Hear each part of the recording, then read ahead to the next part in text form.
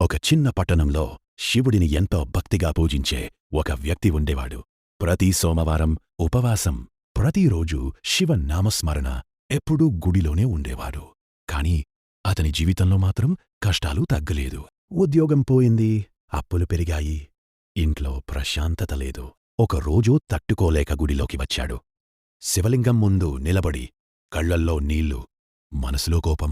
అప్పుడు అతడు అన్న మాటలు ఇవి: శివయ్యా, ఇంత పూజ చేసినా నాకు ఇంత దుఃఖమే ఎందుకు? నిన్ను నమ్మడం నా తప్ప? అది విని అక్కడ ఉన్నవాళ్లు భయపడ్డారు. దేవుణ్ణి తిట్టాడే అని. కాని ఆ వ్యక్తి ఏడుస్తూనే బయటికి వెళ్ళిపోయాడు.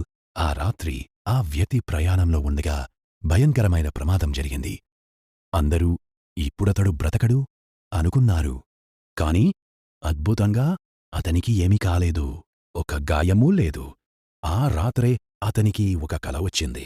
ఆ కలలో శివుడు ప్రశాంతంగా నిలబడి ఇలా అన్నాడు: నువ్వు నన్ను తిట్టావు కాదు, నీ బాధని నాతో పంచుకున్నావు.